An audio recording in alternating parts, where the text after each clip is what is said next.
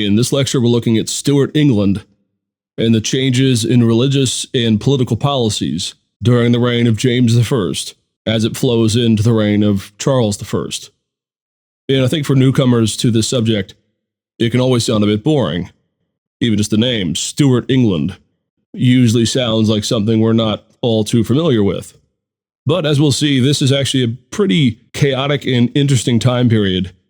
And a lot of the things that we deal with even to this day have roots here in the reign of the Stuart kings. Well, who are the Stuart kings? The Stuart era roughly goes from 1603 down until 1688.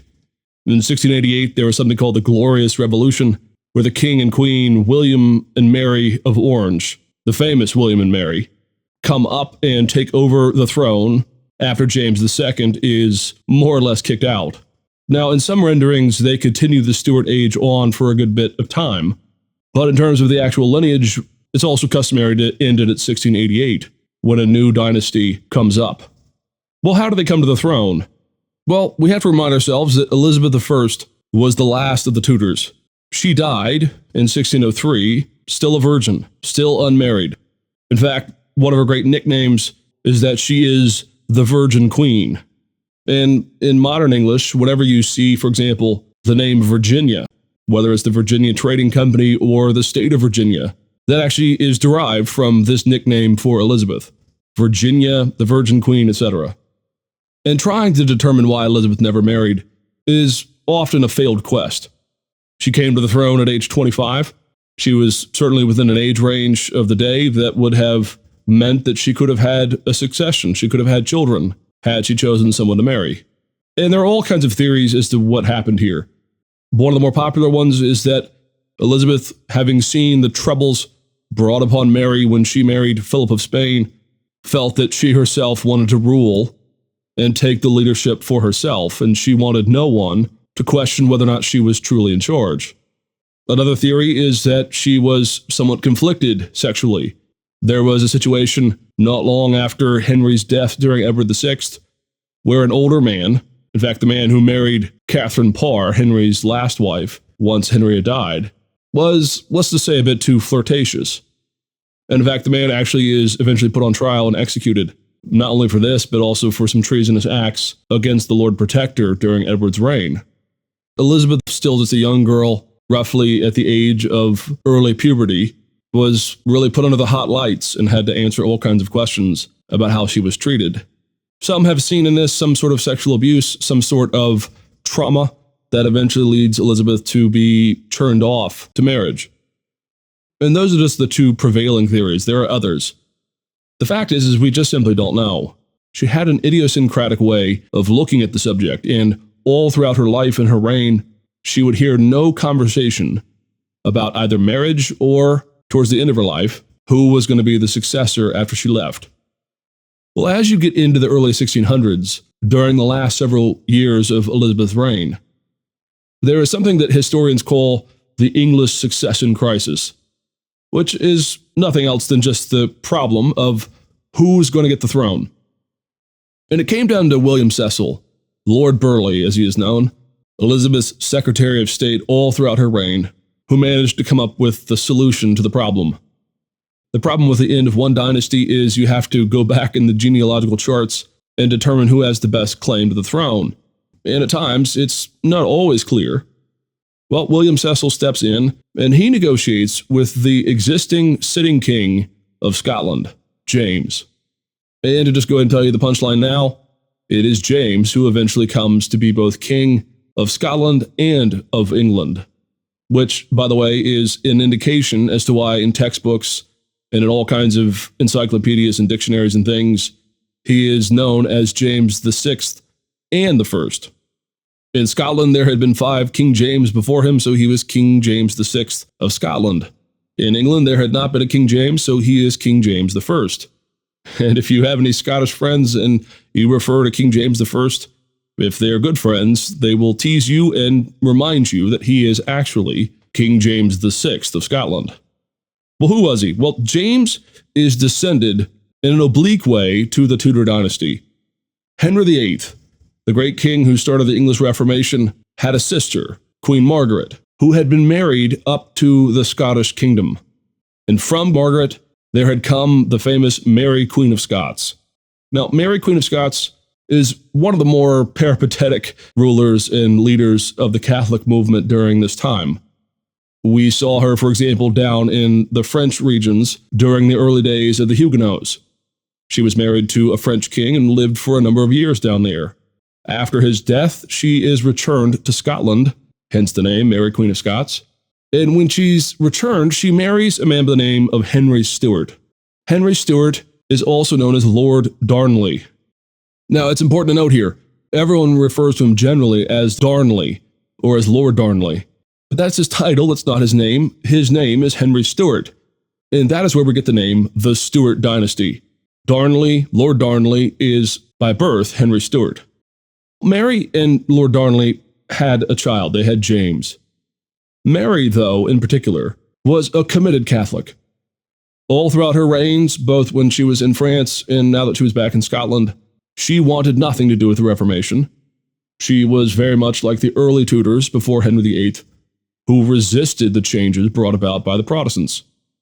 In Scotland, though, particularly with the work of John Knox, after he had been banned from England by Elizabeth, went up to Scotland and, along with a number of others, began to really make a lot of headway with a grassroots Protestant movement there in Scotland. Mary always resisted it. There are a number of cases of Knox preaching before the Queen or of speaking harshly to her because he found her religion so repugnant. This says a little bit about Knox's personality. He's a bit like William Farel, the man who cajoled Calvin to stay in Geneva and who often spoke with the harsh side of his tongue. Knox was a man of conviction, and if he had the floor, if he had the pulpit, he would let his position be known. The complexities, though, in Scotland are that the noble houses, and the pastors in particular, generally were unfavorable to Mary. Whether they saw her as an outsider, having come back from France, or whether it was religious, her being Catholic and them being Protestant, it's not always black and white. Some fall one way, some fall the other. Some embrace both problems when they speak ill of Mary. Well, in general, they really had no recourse to get rid of Mary. Overthrowing a queen and starting over was just simply not done in these days. This is not the revolutionary era. As soon as you overthrow the queen, you're going to simply plunge your country into chaos and ruin, and nothing galvanizes the nobility quite like having the populace overthrow one of their own. And we'll see this when we get to the English Civil War. At times, people side with a monarch who's being overthrown simply because they don't want to see monarchs overthrown, even if the guy or the gal who hold the post is not their favorite person. Well, the problem, though, is that Mary and her husband, Darnley, don't really have a good relationship. In fact, it's very much on rocky soil. There are all kinds of jealousies, tempers flare, and it comes to a head in 1566 when Darnley arranges for the murder of Mary's secretary, sort of her right-hand man, a man by the name of Rizzio, when he is stabbed to death in front of Mary when she is pregnant with James. Whether or not this was the crack in the armor or not, it's not always clear, but it does seem to be the case that Mary had, by the end, had enough of the man. She gave birth to James, and there arose a plot between her and another man within the noble houses to have Darnley killed so that Mary could run off with him. And the infamous moment happens at a place called Kirk of the Field. And piecing this together, again, is a bit of a challenge, but it does seem to be the case that Darnley is killed, and above and beyond that, there is rigged some kind of an explosion meant to disguise the fact that Darnley had been actually assassinated. Mary actually runs off with the man who is alleged to have done this, and to make matters worse, she up and marries him 3 months later. The stench of this is that it seems as if Mary has killed her husband and run off with the murderer. And all kinds of people throughout Europe, in particular in England, William Cecil and Elizabeth down there, take a great deal of interest in this, and they're trying to determine what happened. They are trying to make sure that Mary isn't framed, but they're also really suspicious of the circumstances of the death of Darnley. Well, eventually the Scottish nobility put Mary under arrest, and Mary spends a number of years in prison, and she never sees her son James again. At this point, he was just a young baby. Now, the story of Mary, Queen of Scots will carry on. She will spend some years in prison there in Scotland. She will eventually escape and flee to England, which is, she thinks, a smart thing to do. But she is now a renegade Catholic queen who is a known murderer, or at least an alleged murderer, and she is quickly placed under arrest in England. For a number of years, Elizabeth has to try to figure out what they're going to do with her. Again, the idea of executing a monarch for even serious crimes is just not done in this day and age. They had never had a situation that was bad enough that law could be applied to a monarch. Again, in this day, by and large, it's not that they believed that the monarch was above the law, it's just that they believed that the accountability of the law was not to be meted out on a monarch in this lifetime. It was said repeatedly that a monarch will answer to God and to God alone. So don't believe here that when there is any hesitation to overthrow or to execute a monarch for, say, treason or for murder, that they get a free ride. According to the theological position of the day, they're going to get theirs, but the problem is they would rather keep the semblance of order, and if a tyrant is on the throne, the only thing the populace can really do is pray them out, pray for the death, and pray for the next king or queen to be better. Well, Elizabeth herself has to go through this rather torturous experience. Eventually, though, Mary gets involved with some sort of an uprising. She seems to have played her cards with some Catholics there in England who wanted to get rid of Elizabeth and perhaps put Mary on the throne there to reestablish Catholicism. At least this is what is alleged. The plot is found out, even if it was not really going to be executed or attempted in any way. And as a result, Mary, Queen of Scots, at a very old age, is eventually beheaded. So this is a strange deal with James. He is descended from a very, very Catholic line. He is, again, obliquely related to the Tudors, but he is, from a very young age, before his memory, separated from his mother and raised and tutored there as the young prince, the future king, as a Protestant. He is more or less, you might say, without too much hyperbole, raised and tutored by the church itself. Knox and the nobility who were Protestant made very certain that James had the best of the best Protestant tutors from the Presbyterian Church of Scotland to raise him to not be like his mother. Buchanan in particular. He is a notable scholar and a humanist. Buchanan literally tries to whip out the Catholicism from James. You might say that they attempt to do a bit of an experiment to see if they can raise a king on Protestant principles and on humility, and if he might turn out to be better than the typical tyrant that kings and queens were at least not infrequently known to become. Buchanan is harsh. He liked to use corporal punishment, which was not uncommon in this day and age for pedagogical purposes. And he liked to drill into James deep, rich biblical thinking, and, he attempted at least, to make him understand that he is answerable to the people, that he is not a standalone sovereign. Now, that second piece never actually ingrains itself into James. In fact, as we'll see as we go through this, James actually begins to become a writer himself, and his own personal convictions are that a king is, as we like to say, subject to a divine right, that he has the right to be above law, so that the citizens and the parliaments throughout various nations don't believe that they can simply call the king or queen before them and slap him on the wrist whenever they want. In James' mind, and in the minds of many people in this day and age, that sounds like chaos. That sounds like sort of a mosh pit of all these different groups, always sort of pulling the king or queen back and forth. But still, James actually is Protestant. In a manner of speaking, because of the problems with his mother, with Mary, Queen of Scots, James is ripped from this strong Catholic legacy from within his dynasty, and to the day he dies, he sees himself as a committed Protestant. That is typically underappreciated. Too often it's said that James only cares about his own authority and that he really doesn't care all that much for Puritanism or for Anglicanism, as we'll see in a bit. That's actually not the case. James is just simply like Henry VIII or like Elizabeth or Mary or frankly any of the monarchs from this day and age, not willing to let the inmates run the asylum. He's going to have pretty strong convictions about theology, and he's going to be a pretty committed Protestant. He's going to be committed to the Bible. But what he will not put up with are those who run around telling him what to do. Just write it down as ironclad. In this day and age, anytime you tell a king or a queen what to do, you can pretty much guarantee they're either not going to do it or they're going to do the opposite. So in 1603, after this rich upbringing and education, James is appointed to be king of both Scotland, and now he is going to be king of England, taking over from Elizabeth. Now, James very much wanted this. England, he said, was an upgrade. He actually makes an analogy. He said, I was sleeping with a rock for my pillow, and now I have a feathered bed, now that he's moved to England. He tells them that he'll be back in 2 or 3 years after he has established himself as King of England, but he never once again sets foot back on Scottish soil.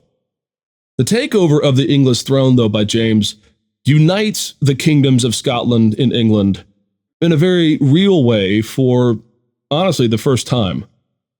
There have always been claims back and forth, particularly by the English, that they own Scotland. Just see the movie Braveheart if you want to see some of this in fictional action. And throughout the Middle Ages, there were times where Scotland was under the thumb of the English kings, but they always resisted it, and frankly, they still do today. They do not want to be vassals or subordinates to the English. Even if they are one, they want to be separate but equal, you might say. James' policy all throughout his reign and the policy of his son Charles is to attempt to make sure that this union between the two crowns sticks. That the Tudor dynasty, now taken over by the Stuart, blends, at least to the extent that it can, with the Scottish heritage and its ethos. So that's the political background. James comes to England. What's James' role, though, in terms of theology in the church? Well, it's pretty significant. When James is literally on the road, you might say, heading down to England to take over the throne, he is met along the way by a group that we would later call Puritan, a disgruntled band of pastors within the Church of England who put in James' hand something that is today known as the Millenary Petition. Now, it's called the Millenary Petition because it is alleged to have 1,000 signatures upon it. Miles in Latin is the word for 1,000. And the Millenary Petition was, again, it's a more or less Puritan document. It's laying before James the things that those who were disgruntled with the Anglican Church hoped to see reform on. Over the course of Elizabeth's reign, a lot of these folks felt very stifled. A number of their concerns were ticky-tack, let's just be honest, and you'll see this here in this petition. But what is happening is those who are conformist, and given the tone of the Elizabethan and Anglican heritage that we saw in a previous lecture, those who had small criticisms of change, because they feel stifled, they eventually begin to create more, and the problems fester because they're not given the opportunity to be aired out and for the grievances to be at least somewhat respected. It's only human, in fact. You have one criticism, no one wants to listen to it, and suddenly you go, well, I have 7 more now. I have all these other ones now to add to that original one. It's a bit like that. By this point, in 1603, the unhappy Puritans there within the English church have a number of things that they hope to see change on. Now, perhaps the best way to see this before I give you some of these elements that they hope to change is that these are proxy wars. A proxy war, you might know from modern politics, is whenever 2 behemoth countries want to go to war, but they don't really want to go into total war against one another, will often meet on a smaller playing field or over a smaller matter and try to support different sides. Just see, by the way, the Korean War or the Vietnam War as an example of this. Vietnam was not just about Vietnam, it was about communism from places like China going up against American capitalism. There they were meeting face-to-face on this turf war. So a proxy war is whenever there's something big, some elephant in the room, but they start to fight about sub-things or small things on the side. Another analogy is whenever you see a married couple fighting about the dishes, they're not just fighting about the dishes, they're fighting about something else more fundamental. It's just the dishes are the thing that they're expressing that frustration through. That's really more where the Puritans are coming from. They're coming more from a position of being concerned that no one really wants to talk about, are we living biblically, in the context of our worship? Or are we just simply embracing and affirming traditions simply because we like them? Why aren't we being more careful, and why do we have things that seem to be traditional medieval Catholic if there's not a principled reason for embracing them? And so lots of things begin to fester. So the Millenary Petition lists a number of things that they want to see changed. They don't like, for example, the making of the sign of the cross on the infant during baptism. This is seen, they believe, as superstitious. Some of the medieval view that baptism is some kind of talisman that de facto brings the Holy Spirit into the baby. Like those under Elizabeth, they call not for the end of vestments, but for them to be made optional, that those who have a conscience against it can opt not to wear them. Elizabeth, of course, had always said, nope, put them on. They also don't want wedding rings. This is a bit of a strange one, but they found that the use of a wedding ring for marriage was, at least they allege, superstitious. Why do I need a band around my finger of some precious metal that tells me that my marriage is somehow signed and sealed by God? That's superstition, they said. The other one, which I always get a chuckle at, they were pretty concerned about the observance of Sabbath. Now, again, this is a proxy war. They're concerned about why people aren't willing to talk about what we do and don't do on Sabbath. Everyone in this day, of course, embraced the idea that you're not supposed to work, you're supposed to rest. Well, there was a long-standing habit in the English culture that you could go out into the parks or into public spaces or even at your home and you could play games. You could have festivities, you could go out and do things like go bowling, at least an earlier version of it, and so on and so forth. A lot of what's in play here, though, is not so much the concern about play and recreation, but it's, again, a real commitment to the question of, are we following the Bible? Now, lots of people cluck their tongue and eye-roll this. Even in their own day, the Puritans were being made fun of for this. James the First himself, in fact, in a later year, will write a book, a very famous book called The Book of Sports, of all things, in which he lists, in a somewhat conciliatory way, the types of activities you can do on Sabbath and the kinds you can't. So he allows for festivities or festivals, maypoles, and these types of fun events to go on Sabbath. But interestingly enough, James takes the Puritan side and he outlaws bowling on Sunday. You might say that the Millenary Petition, when laid before James, was asking for a pound when it should have taken an ounce. It was sort of spewing all of these problems onto James with the assumption, the wrong assumption they're going to find out, that James will see their side on this. Well, James does call a meeting. It's called the Hampton Court Conference from 1604, in which he brings together the leaders from the church, from the Anglican Church, and these disgruntled folks from within the church as well, who had given him the Millenary Petition. And James' demeanor and his engagement here at this conference is really a masterstroke. It shows that he is a good king and he was trained well. James more or less keeps them both off balance. On the one hand, he excoriates the Puritans for their ticky-tack, needless complaints about all kinds of different things. He, in other words, tells them that they are asking for too much. They're complaining about everything when they should have found the root cause of a couple of things that they found to be abhorrent. Well, the church leadership on the other side of the aisle began to sort of stroke their peacock feathers and feel that they had won the day, at which point James turns on them and blasts them for not hearing their brethren, not being concerned for good order or good worship, and for simply sticking it to the Puritans all of these years. This is good leadership, probably good parenting, by the way.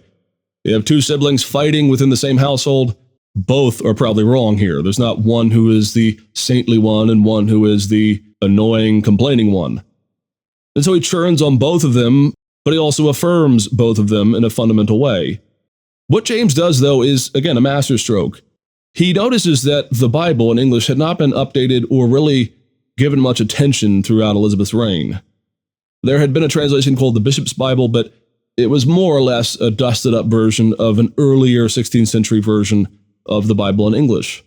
James, realizing that both are committed Protestants and both are committed to the Bible, churns and instructs both of them to work together and to translate and produce what would eventually become known as the Authorized version of the Bible. In the American context, it's sometimes called the King James Bible. In its original, it was called the Authorized Bible because it had been authorized by the government.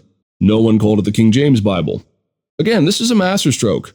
He puts them both to work on something they're concerned about, and it gets them off of the problems that they're all squabbling about. From 1604 to 1611, they devote themselves to translating the Bible back from the originals into a new, you might say, a Shakespearean-influenced English. The other thing that James demands is that there be nothing in the Bible except the text itself. No comments, no liturgy, nothing. Let the Word of God stand on its own, he argued. And so if you ever see editions of the Authorized Bible from this day and age, it's very, very majestic, the translation, but it's also clean. There are no comments or theologies woven within it. And here's the thing. So many folks all throughout the centuries have been KJV only. They've had a sort of superstitious view of the King James Bible. But don't let that cloud our view of the Authorized Bible. It really is a masterpiece. Its translational value in its own day is staggering. Even if it sounds archaic and old to us today, when you go and read the original King James Bible, still it is in its own day, again, something like Shakespeare putting the English language on display as a vehicle for translating the Bible. As one historian once put it, the Authorized Bible gave God an English accent. And for a number of years, and for a number of centuries, actually, it is widely read and used as the English text for anyone who's going to be a Christian in the context of the English world. It's even, by the way, used by those who break apart from the English church and go their own way denominationally. It's just that important. In some ways, the KJV only folks got going because when new texts, new manuscripts, in particular new Greek manuscripts, were discovered that helped us correct and polish up and get rid of certain verses that were mistranslated in the KJV, it had stood the test for so long that it felt as if people were tinkering with the real Bible itself. And so while I don't believe in the KJV-only mythology about its origin or about the Textus Receptus, a lot of what's driving this culturally is this belief that this is the best translation to use. And for a number of years it was. One last thing, though, that happened under James that really galvanized all these disparate parts for a time was the Gunpowder Plot of 1605. Some of you have probably heard the slogan, "Remember, remember the 5th of November." Well, that comes directly from the Gunpowder Plot. The story is a man by the name of Guy Fawkes, as well as a number of others, were Roman Catholics who were disgruntled and angry at the loss of the Catholic witness in England because of the Tudors. And in this day and age, you could rent space beneath Parliament, these storage chambers, and he does this, and the plot was that they would roll these barrels of gunpowder down there beneath Parliament. And the idea was that with the calling of a Parliament at some point in 1605, as well as the convocation across the street with Westminster Abbey, that they would simply blow up Parliament. Now, the amount of gunpowder he puts down there in the storage area, and just simply the physics of it, the fact that you're putting a massive amount of combustible material beneath a building, needs to be appreciated. Historians have actually done computer models as to what would have happened if the plot had been carried out. And essentially, blowing up Parliament would have made all the fragments and the debris from Parliament something like a shotgun. All these pieces of stone would have flown all throughout what is now downtown London, and a widespread amount would have been destroyed entirely. Now, Guy Fawkes in the plot is discovered almost really at the last moment. And he and his entourage of folks who were plotting this, of course, were executed in the worst possible way. But above and beyond this, the Guy Fawkes conspiracy, the Gunpowder Plot, galvanized all the Protestants who were fighting amongst themselves, because now there was this mutual enemy of this really suspicious Catholicism that they now believed were terrorists, you might say, in their midst. For a number of years, in fact, James rules for another 20 years after the Gunpowder Plot, it is a relatively peaceful reign.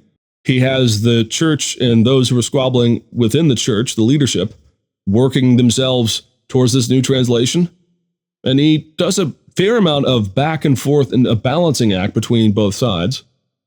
And now that they have a mutual enemy in this rogue terrorist Catholicism, at least that's how they see it, there is relative peace.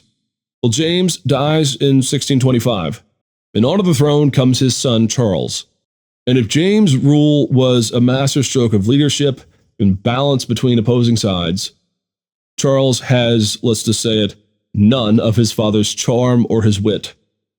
And Charles I, as we'll see in our next lecture, almost single-handedly creates the context that launches the English Civil War.